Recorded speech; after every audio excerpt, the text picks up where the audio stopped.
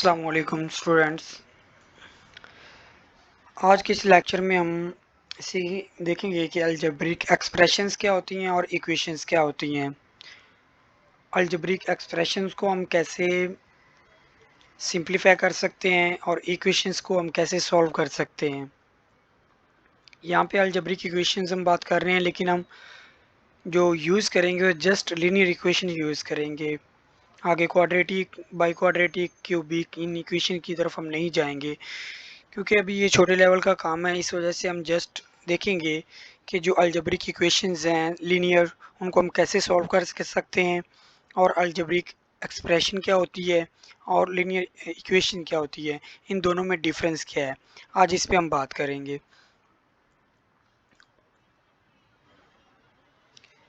तो पहले हम एक क्वेश्चन की तरफ चलते हैं, जो कि हमारे पास एक अलजेब्रिक एक्सप्रेशन है जिसको हमने सिंप्लीफाई करना है। इक्वेशन है हमारे पास y plus 6 minus 2y minus 10 plus 3y। इस तरह की जब भी कोई इक्वेशन आएगी, इक्वेशन हम इसको नहीं कह सकते, ये एक्सप्रेशन है। तो इस तरह की जब भी कोई एक्सप्रेशन आएगी तो हमने देखना है कि जिनके साथ वेरिएबल मौजूद है। अब इसमें अगर हम देखते हैं तो हमारे पास वेरिएबल y है, y, ये भी y है और ये भी y है। तीन ऐसी टर्म्स हैं जिनके साथ y है। तो आपने सॉल्यूशन में सबसे पहले क्या करना है, उन तीनों को एक साइड पे कर लेना है।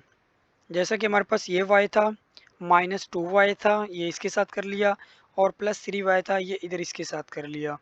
और जो बाकी बच जाएंगी जिनके साथ वेरिएबल मौजूद नहीं है, उनको अलहदा से कर लेना है। अब आपने सिंपल जैसे एडिशन करते हैं वैसे ही आपने ऐड करना है, क्योंकि वेरिएबल जो सेम होते हैं जस्ट वही ऐड हो सकते हैं। तो हम ऐसे नहीं कह सकते कि y को हम इस y को 6 में ऐड कर दें, तो हम इसको 6 में ऐड नहीं कर सकते, सिर्फ लिख सकते हैं लेकिन ऐड नहीं कर सकते। तो यहाँ पे हमारे पास जो आ जाएगा उसको हम करेंगे y minus 2y plus 3y।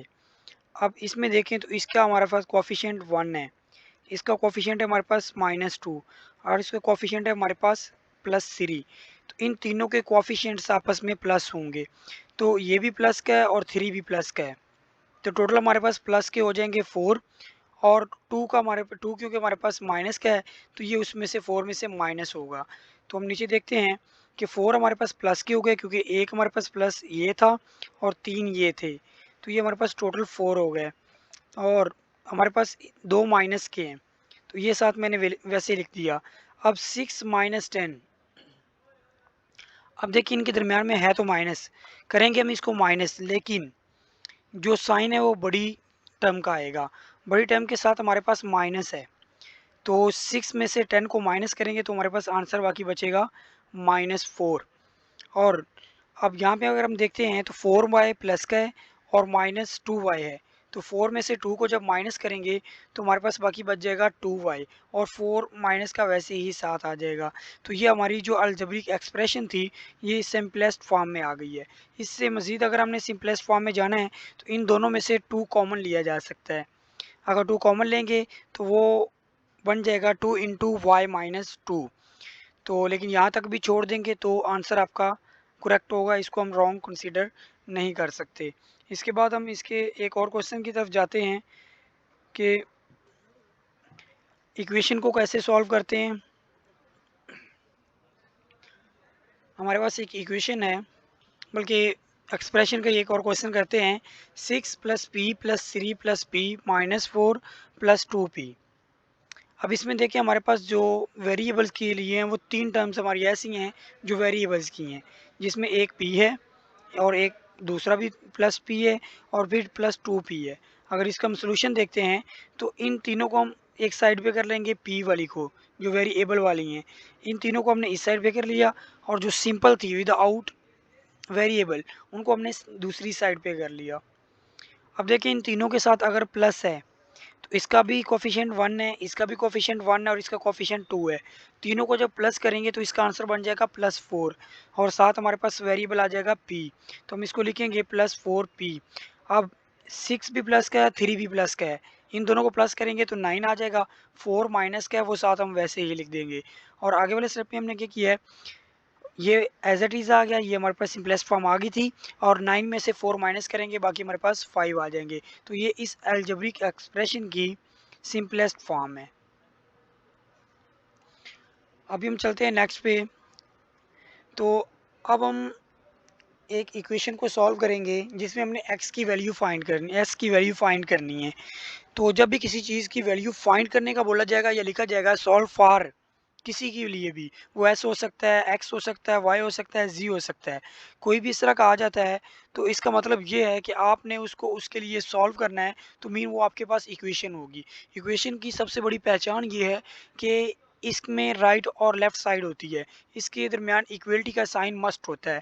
लेकिन अलजेब्रिक एक्सप्रेशन में साइन ये लाई नहीं करता, उसमें इक्वलिटी नहीं होती, उसमें जस्ट एक ही एक्सप्रेशन होती है और उसमें दो साइडें नहीं होती।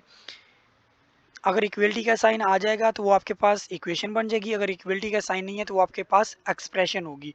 अभी हम इस इक्वलिटी का साइन आ गया है तो इक्वेशन बन गई है, इसको हम एस के लिए सॉल्व करते हैं। तो इसके सोल्यूशन की तरफ हम चलते हैं। तो 2 हमारे पास इधर मल्टीप्लाई हो रहा था इनके साथ, क्योंकि ब्रैकेट के बाहर है और कोई साइन मौजूद नहीं है। अगर ब्रैकेट के बाहर हो और कोई साइन मौजूद ना हो तो उसका मतलब होता है कि ये इसके साथ मल्टीप्लाई हो रहा है। तो ये दूसरी साइड पे जाके 24 पे डिवाइड हो जाएगा। जब इसको 24 पे हम डिवाइड करेंगे तो हमारे पास आंसर आ जाएगा 12। और अब यहाँ पे अगर हम देखते हैं तो 20 जो है ये प्लस का है इस तरफ, क्योंकि इस साइड पे इसका साइन आएगा। लेफ्ट साइड पे हमेशा साइन होता है किसी भी डिजिट का।